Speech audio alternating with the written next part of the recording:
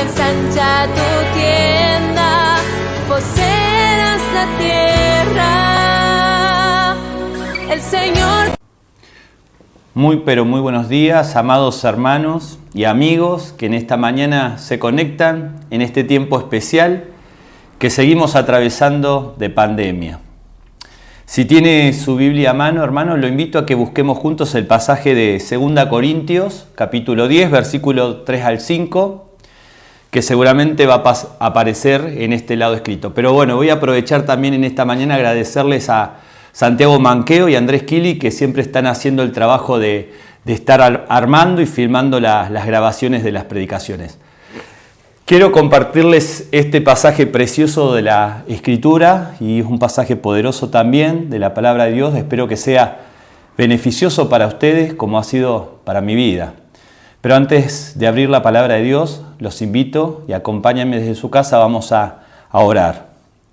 Oh Señor, en este día adoramos tu nombre, Señor, te glorificamos, te bendecimos, oh Padre, exaltamos tu grandeza, tu supremacía, Señor, tú reinas, gobiernas sobre todas las cosas, somos tus hijos redimidos por tu sangre derramada en la cruz, por nosotros, Señor. Nuestro deseo en este día es que al abrir tu palabra, tú también abras, oh Señor, nuestros corazones y también nuestras mentes sean transformadas. Revela y limpia todo pecado que está en nuestro corazón. Y permite, Señor, que la fe que un día pusiste en nosotros sea renovada una vez más y nuestras fuerzas en ti sean multiplicadas, Señor. Nuestros ojos enfocados en tu santa y gloriosa persona, Señor. Que podamos contemplarte, que podamos exaltarte, que podamos gozarnos juntos como iglesia, Señor, en tu Evangelio, el Evangelio de la gracia de Cristo. Y así, Señor, también fortalece y aviva, Señor, tu obra en este tiempo, porque te lo pedimos, oh Señor, y te agradecemos en el santo y precioso nombre, y solo por los méritos de Cristo Jesús. Amén. Dice la palabra de Dios del capítulo de 2 Corintios 10, versículo 3, pues aunque andamos en la carne, no militamos según la carne, porque las armas de nuestra milicia no son carnales, sino poderosas en Dios para la destrucción de fortalezas, derribando argumentos y toda altivez que se levanta contra el conocimiento de Dios y llevando cautivo todo pensamiento a la obediencia a Cristo. Y a modo de introducción, no sé si recuerdan, hermanos, lo que fue la Guerra Fría entre Estados Unidos y la Unión Soviética, donde la ciudad de Berlín estaba dividida en dos partes. Por un lado, Berlín del Oeste, que pertenecía a los aliados, que eran Estados Unidos, Francia e Inglaterra. Estamos hablando después de la Segunda Guerra Mundial en Alemania, que quedó destruida. Y Berlín del Este, por el otro lado, la Unión Soviética, que era comunista. Y se levantó un muro gigante, el de concreto, el famoso muro de Berlín, de 3 metros de alto y 150 kilómetros de largo. Este muro dividía la ciudad de Berlín en dos, impidiendo de esa manera que cruzaran hacia el otro lado. El muro vino a ser un símbolo importante de la opresión del sistema comunista y se mantuvo intacto durante 28 largos años.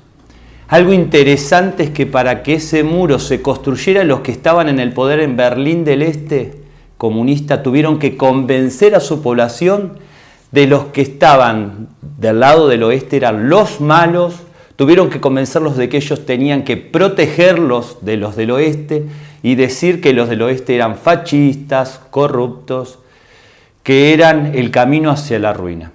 Tenían que detener la salida de la gente de alguna forma, porque desde 1949 hasta 1961, en que se construyó el muro, 2,5 millones de alemanes huyeron de Berlín del Este comunista hacia Berlín del Oeste, Alemania del Oeste, y se produjo una fuga de cerebros, gente de cualquier posición social, educativos, salieron y fueron al oeste. Entonces, los que estaban en el poder en Berlín del Este dijeron, ¿cómo frenamos que huyan las personas?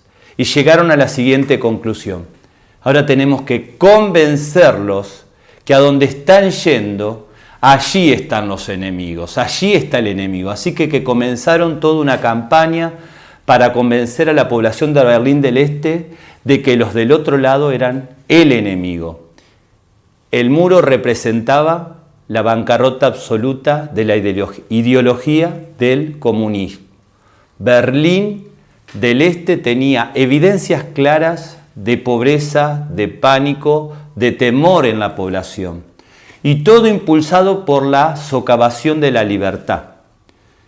Pero convencieron a la gente que el oeste era peor. Fue así que el 13 de agosto de 1961 el muro comenzó a construirse, se puso la primera piedra y fueron 150 kilómetros que rodearon la ciudad por completo.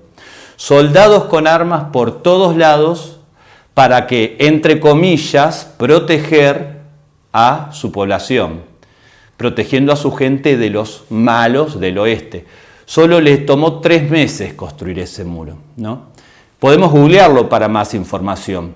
Pero en 1989, por ahí lo recordamos claramente, cambió todo. Fue cuando el presidente Donald Reagan se paró literalmente del lado de Berlín del Oeste y a una cuadra de la puerta de Brandenburgo, lo que era la puerta principal, y a todo pulmón gritó: señor Gorbachov, derribe este muro.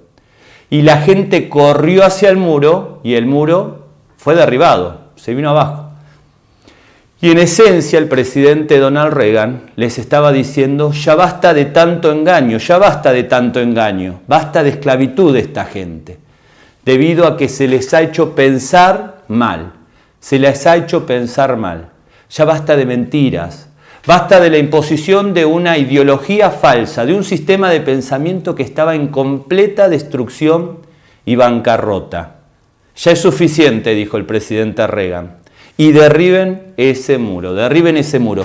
Y vemos en el pasaje de hoy, en el pasaje principal que estamos viendo, 2 Corintios 10, del versículo 3, 4 y 5, algo parecido en el clamor del apóstol Pablo. Porque él discierne, se da cuenta que la gente piensa mal muchas cosas. Y su clamor a los hermanos es que derriben ese muro, derriben esas fortalezas que se han levantado. Y pienso que este muro es en la forma en que pensamos, porque ahí realmente empieza la guerra espiritual que habla la palabra, más importante para el Hijo de Dios. Vamos a releer el pasaje de 2 Corintios 10, 3, 4 y 5, dice: pues aunque andamos en la carne, no militamos según la carne, porque las armas de nuestra milicia no son carnales, sino poderosas en Dios para la destrucción de fortalezas, derribando argumentos y toda altivez que se levanta contra el conocimiento de Dios, y llevando cautivo todo pensamiento a la obediencia a Cristo. Y es en la mente, es en el pensamiento donde tenemos que librar nuestra batalla más grande como cristianos. Y no es una batalla en el plano de lo físico, tampoco como mucha gente piensa que la batalla está en la parte emocional. Las emociones muchas veces nos engañan. La palabra dice que engañoso es el corazón más que todas las cosas. Toda la cultura que vivimos hoy sobreenfatiza, sobredimensiona las emociones. Aún creen que lo que uno siente muchas veces está por encima de la verdad. Fijémonos en la ideología de género, cómo se autoperciben, sienten que son algo que no son. Pero acá Pablo en la palabra nos está diciendo que los hermanos de Corinto, y a todos nosotros también, nos está diciendo: basta de mentiras, basta de tanto engaño, basta con tanta esclavitud, y derriba ese muro que está en tu mente y ya deja de pensar como el mundo piensa y nos quiere imponer, o como la cultura piensa y se quiere imponer sobre nuestros pensamientos. ¿Pero cómo? Llevando cautivo, prisionero todo pensamiento que se opone, que está en contra de Dios. Es en la mente donde tenemos que librar nuestras batallas más grandes y esos pensamientos llevarlos a la obediencia a Dios. Porque en cómo piensas va a tener repercusiones directas en cómo vives. Lo triste es que muchas personas se han convencido de lo contrario, de manera que pasan tan poco tiempo trabajando en su mente y en lo que piensan, y no se dejan fortalecer, no se dejan llenarse del conocimiento de Dios ni de su palabra.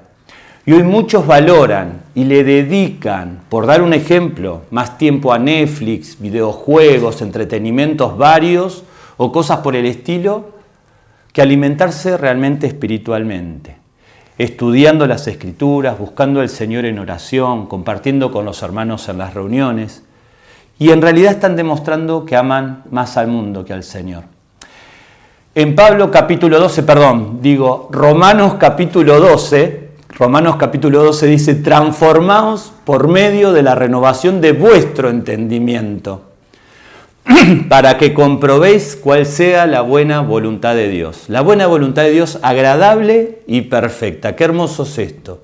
En otra versión dice la renovación de tu mente, la metanoia, la metamorfosis, la transformación que tenemos que cambiar la manera en que pensamos, porque nuestros pensamientos han sido corrompidos grandemente por el pecado. Y el pecado nos hace infructuosos, aún nos trae grandes problemas, nos esclaviza, nos engaña y apaga nuestra fe si no los confesamos, si no nos apartamos y no los tomamos seriamente. Y a menos que lo sepamos, estamos pensando mal, aún tomando malas decisiones en nuestra vida y por lo tanto, en consecuencia, estamos muchas veces actuando y viviendo mal. Y el resultado de nuestra vida es fruto de un pensamiento equivocado. Lejos de lo que es la voluntad de Dios, que es agradable y perfecta, y lejos de la obediencia que Dios pide de nosotros, sus hijos, y lejos de glorificarle a Él. La santa, perfecta, inerrante palabra de Dios, como contraste, está diseñada para que seamos conocedores, pero a la vez hacedores también de su palabra, como dice Santiago, y entendiendo su voluntad, qué es lo que Dios espera de mí, y para que la verdad de Cristo nos haga verdaderamente libres, a fin de que Él pueda cambiar nuestros patrones de pensamiento, pueda modelar nuestra mente, y por lo tanto vamos siendo transformados de gloria en gloria, a la imagen que el mundo nos quiere dar, no, es a la imagen que Dios mismo nos quiere dar a nosotros, es a la imagen de su Hijo Cristo Jesús. Y en 2 Corintios 3:18 dice, por tanto nosotros, todos mirando a cara descubierta como en un espejo la gloria del Señor, somos transformados de gloria en gloria en la misma imagen como por el Espíritu del Señor. Esa gloriosa transformación que opera el Espíritu Santo que habita en nosotros. Podemos ser transformados ¿cómo? Mirando la gloria del Señor, gloriándonos en Él, deleitándonos en Cristo, contemplando a Cristo. Pero ¿cómo hacemos este cambio en cuanto a contemplar su gloria para poder derribar esas fortalezas, esos muros que tenemos por delante? Y esto no es una experiencia pasajera de un desborde emocional, de un rato que se queda solamente en un plano superficial y que a veces nubla completamente las otras áreas de la persona. No pasa por la emoción, a nivel de cierto como entretenimiento, fugaz, como hoy estamos muy acostumbrados, donde todo me tiene que entretener, donde en cierta forma me tiene que hacer sentir algo o dar placer. No pasa por ese lado emocional. Es enfocándonos, haciendo foco realmente, poniendo los ojos en Cristo, que es el autor y consumador de la fe, en la gloria del Señor, en la persona del Señor, meditando en Él, para que seamos transformados de gloria, en la misma imagen como por el Espíritu Santo, porque la meta es llegar a ser como Cristo. Y teniendo un mayor conocimiento de Él, dice la palabra, antes bien creced en la gracia de Dios, el conocimiento de nuestro Señor y Salvador Jesucristo. El conocimiento de Cristo nos va a fortalecer para así poder derribar todo muro que se nos interponga. Pero no es a nuestra manera que los muros van a ser destruidos. En esta batalla que estamos librando solo es a una manera, y es a la manera de Dios, siguiendo las indicaciones claras que nuestro amado capitán de la batalla, nuestro capitán, va a hacer que podamos avanzar sobre esos muros. En lugar de la obediencia a Él, es prioritario y debemos entender, por lo tanto, su modo de pensar, por medio de sus instrucciones y de la verdad de la palabra.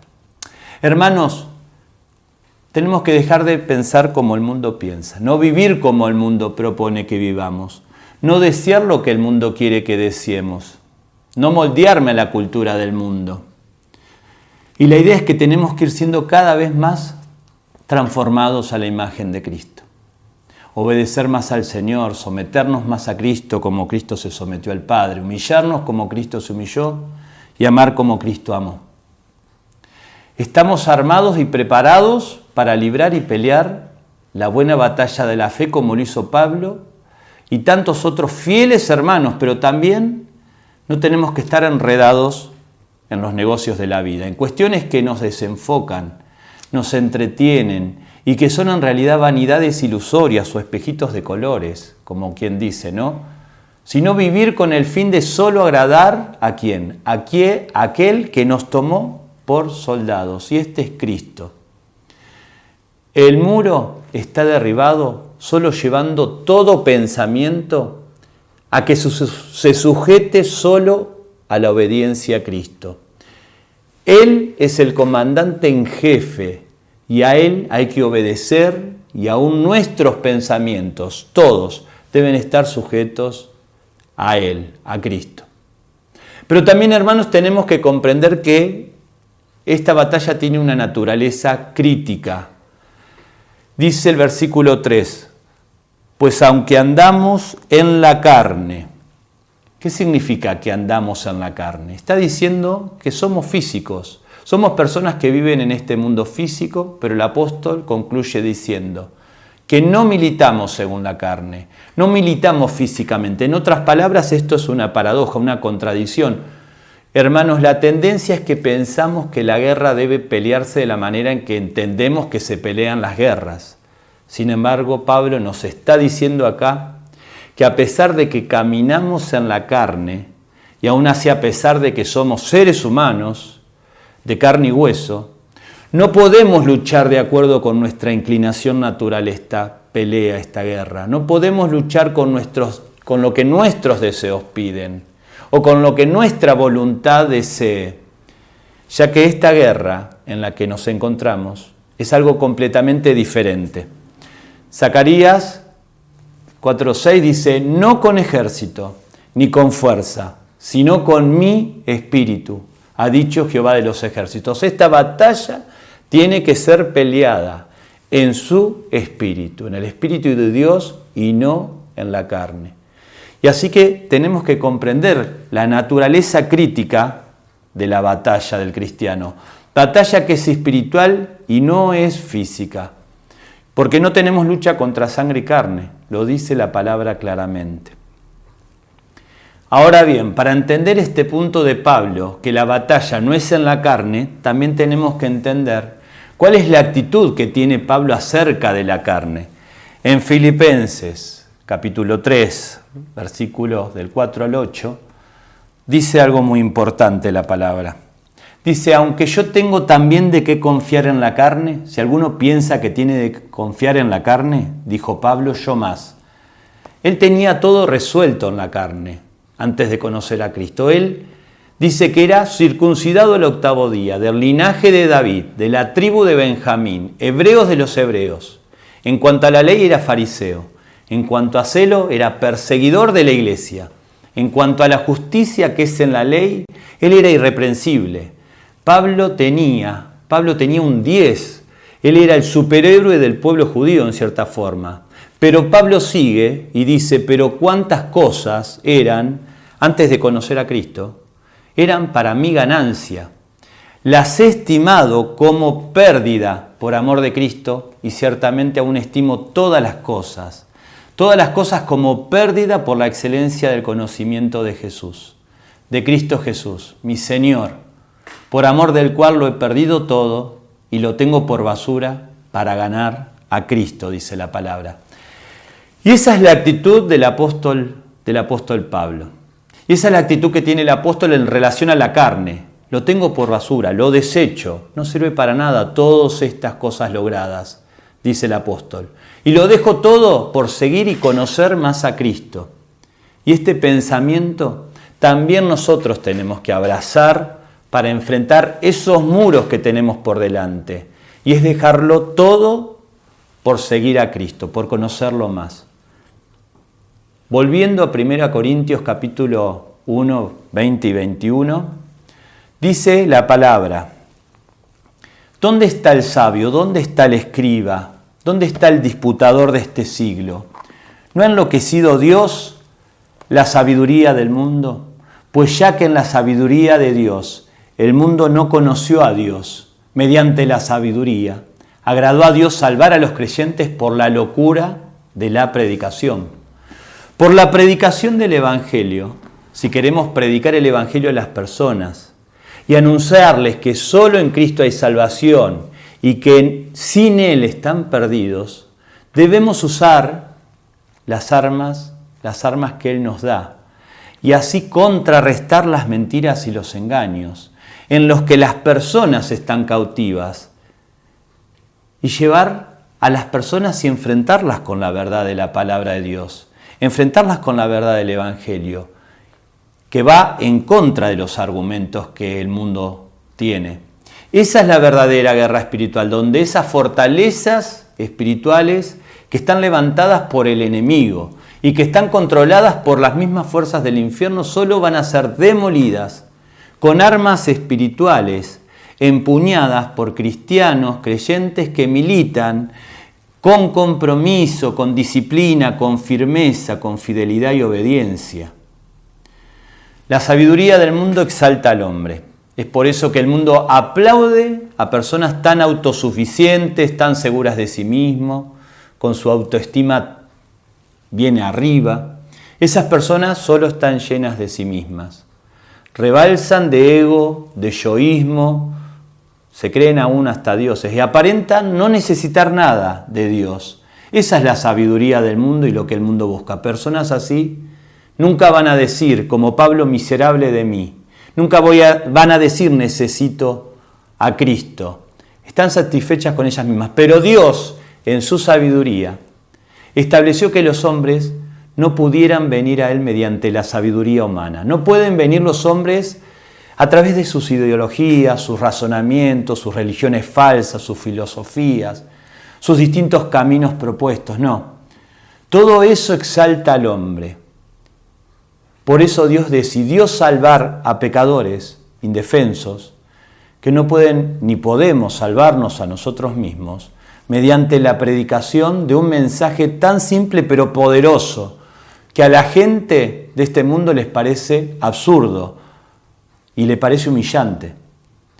Dice 1 Corintios 1:22, porque los judíos piden señales, los griegos buscan sabiduría, pero nosotros predicamos a Cristo crucificado.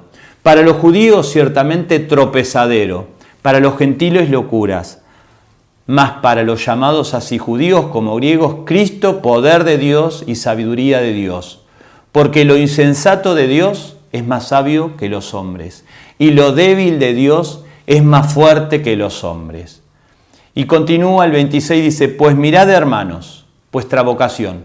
No sois muchos sabios según la carne, no sois muchos poderosos, ni muchos nobles, sino que lo necio del mundo escogió Dios. Lo necio del mundo escogió Dios para avergonzar a lo fuerte.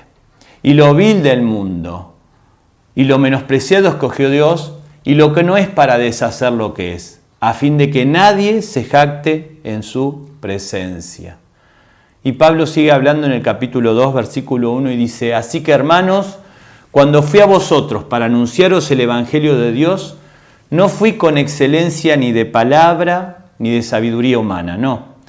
Pues me propuse no saber entre vosotras cosa alguna, sino a Jesucristo y a este crucificado. Estuve entre vosotros con debilidad, con temor, con temblor. Y ni mi palabra ni mi predicación fue con palabras persuasivas de humana sabiduría, sino con demostración del Espíritu y de poder. Pablo en sí mismo no tenía ningún atractivo. Incluso decían de Pablo que era feo, que no tenía carisma, Él dice que fue solo con la sabiduría de Dios, mostrando a Cristo, el poder de Dios, mostrando la cruz de Cristo, mostrando el poder de Dios a través del Espíritu, presentando el Evangelio. Y nunca presentando el Evangelio nunca hizo un show, nunca usó de las herramientas de persuasión o manipulación humana. Él se corría, él solo deseaba que se vea claramente el Evangelio, al Señor. Y Pablo terminó volviendo al último versículo donde dice, el que se gloría, gloríese en el Señor entonces. Gloríese en el Señor. Gloriaréme solo en la cruz. En sus triunfos mi gozo será. Dice un himno que cantamos juntos en la cena del Señor. Quizás para cantarlo en la próxima cena juntos, ¿no? Gloriaréme solo en la cruz. Hermano amado, ¿bajo qué modo estamos viviendo hoy? ¿Bajo el modo de Dios o bajo el modo del mundo, de operar del mundo? ¿Qué está en cada rincón de tu corazón hoy? ¿Cómo estás pensando? ¿Qué ocupa tus pensamientos? ¿Estás preocupado en militar realmente en la fe? ¿O ya hace tiempo que desertaste y huiste o quedaste tirado en el campo de batalla casi muerto? Dice, y aunque andamos en la carne, no militamos según la carne. Quizás estuviste batallando, pero en la carne, con tus propios pensamientos. Y tus pensamientos no fueron transformados por Dios. Dios establece todo en la cabeza, así que tenemos que guardar cómo pensamos. Él tiene que ir renovando tus pensamientos por la palabra y por el Espíritu. Por eso es tan crítico cómo pensamos. Dios pone patas para arriba, como quien dice, algunas cosas, ¿sí? Al contrario, y Dios pone, al contrario de lo que pensamos, el modo de operar de Dios. Muchas veces no tiene sentido para nosotros. Y muchas veces la obediencia nos cuesta mucho a nosotros. Tenemos que obedecer incluso si no tenemos ni idea a dónde nos lleva la obediencia. La paradoja de la vida cristiana es que debes vivir una vida que es al revés del mundo, aún de cosas propias de la cultura que a veces inclusive parecen muy buenas en sí, donde rechazás lo que tu mente humana o la inclinación natural de tu voluntad desean. Muchos nunca han aprendido a caminar firmes y estables en el Señor. Viven en un sub y baja espiritual constante, en un doble ánimo, un cristianismo emocional, sentimental, muy religioso, light, hasta puede ser sincretista, con una mezcla de todo, con un Dios que casi no conocen. Llevados de un lado a otro, siempre es difícil para la mente humana entender que el modo de operar de Dios no es el del mundo. Los caminos de Dios no son nuestros caminos. Los planes de Dios no son nuestros planes. Aún sus pensamientos no son los nuestros. Y es paradójico, porque Dios usa al débil para predicar. Él avergüenza al sabio y exalta al humilde. Él escoge lo vil y lo menospreciado del mundo. Los planes de Dios son contrarios. Y también en el modo de Dios de operar, si escondes tu pecado, Dios lo expondrá. Y si expones o confiesas tu pecado, Dios lo esconderá. Ese es el modo de obrar de Dios. Bajamos para subir y nos humillamos bajo la poderosa mano de Dios para que Él nos exalte a su tiempo. Somos más fuertes cuando somos más débiles. Somos más ricos cuando somos más pobres. Estamos más gozosos cuando pasamos tribulaciones. Amamos más a Dios cuando odiamos más el pecado. Morimos para vivir. Damos todo para poder asir aquello que es más importante, que es Cristo, a fin de poder ganarlo todo. Desechamos para poder tener. En el modo de Dios vemos lo invisible, escuchamos lo inaudible, conocemos aquello que sobrepasa el conocimiento. Y en medio de la tormenta más grande de tu vida, podés tener una paz que sobrepasa todo entendimiento, la paz que viene de Dios. Hermano, en el modo de Dios conquistamos siendo dóciles. Encontramos descanso bajo un yugo. Reinamos sirviendo. Somos hechos grandes al hacernos pequeños. En el modo de operar de Dios, el primero será el último y el último el primero. Encontramos victoria al gloriarnos en nuestras debilidades. Pablo tenía un aguijón en la carne y él pedía, quítalo de mí, Señor. Y Dios le decía, no lo quitaré. Quiero que seas afligido, quiero que conozcas que es mi gloria la que será exhibida en tu vida. No es ninguno de tus logros alcanzados, Pablo, no son tus méritos, Pablo. Y nosotros, hermanos, tenemos que ver la aflicción de esta forma. Tenemos que ver la aflicción más como un amigo y menos como un enemigo. Y es posible que Dios ha puesto en tu vida una aflicción, ha puesto en tu vida una carga, un aguijón, y es para que Él pueda mostrar su gloria en una forma totalmente contraria de como nosotros pensamos. Y tal vez vos estés enfrentando una tormenta en tu vida, una aflicción, y estás pasando, pensando que es un enemigo, y Dios quiere que cambies la forma de pensar frente a esa situación. Dios quiere que tus pensamientos también sean transformados en esto. Dios puso su gloria de manifiesto a través de la aflicción. Su gloria de manifiesto en el dolor, manifiesto en el sufrimiento. Y nos cuesta entender. Romanos 8:28 dice, y sabemos que a los que aman a Dios, todas las cosas, pero todas las cosas les ayudan a bien. Esto a los que conforme a su propósito son llamados. Y muchas veces pensamos, bueno, eso es para otras personas, pero no es muy bueno para mí. Y nosotros conocemos todos la gran declaración de José, ¿no? Que fue vendido por los hermanos, que fue alejado de sus padres, que fue echado en la cárcel.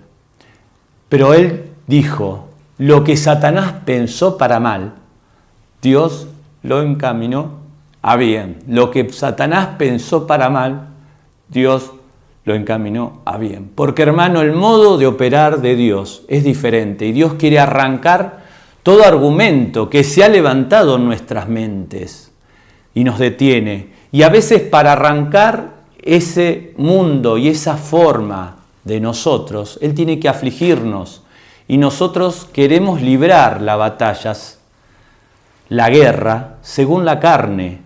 Y no militamos según la carne. Es por eso que todos los argumentos que se instalan en nuestra mente, que se levantan en contra del conocimiento de Cristo y de su voluntad, y que son como esos grandes muros, esas grandes fortalezas, deben ser llevados en obediencia solo a los pies de Cristo, solo a Él. Oremos, hermanos. Amado Padre, en esta mañana, gracias por tu palabra. Oh Señor, es nuestro deseo, una vez más, enfocarnos en ti, Señor, porque nuestro corazón tiende a confundirse.